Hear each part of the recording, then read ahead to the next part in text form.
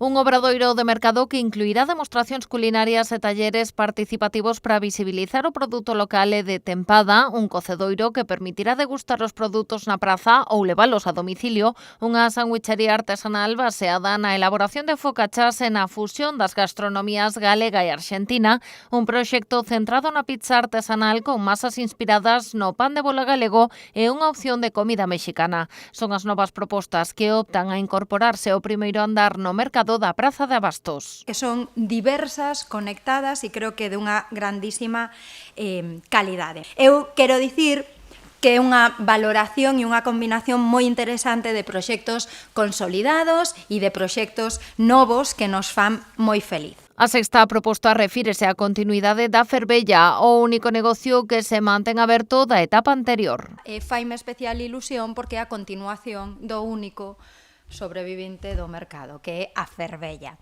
que non só demostrou que é viable un negocio no mercado, sino que sigue apostando por quedarse. Sobre os vindeiros pasos, de forma inmediata procederase á apertura da oferta económica. Unha vez asinados os contratos, os adxudicatarios terán un prazo máximo de 3 meses para executar as obras de adaptación. O Concello confía en que estean en marcha este outono. Nós o que queremos plantear é ver cal é a súa perspectiva, que é o que prefiren, pero eu non desboto a idea de ir facendo incorporacións paulatinas, porque creo que neste momento que estamos, o 2019, era un contexto diferente, era algo novo, non se sabía, pero creo que, se me preguntades a miña opinión, apostaría por este sistema, pero vai a depender do que se decida conxuntamente. Ante a previsión de que 4 dos 10 postos ofertados poidan quedar vacantes, Gulías adiantou que o Concello xa traballa nunha nova licitación con pregos máis flexibles. Queremos abrir a modelos de negocio complementarios,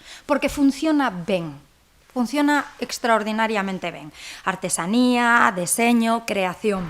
E a segunda, eu non desboto de vincular a hostelería local co mercado. Creo que é das opcións máis intelixentes. Vamos a abrilo a unha incubadora de proxectos complementarios da hostelería local. En canto ás obras previstas para a planta baixa do mercado, a intención do Goberno local é que comecen de xeito inminente. O vindeiro luns, o Goberno local manterá unha reunión coas concesionarias para coordinar a loxística das obras e minimizar o impacto na actividade.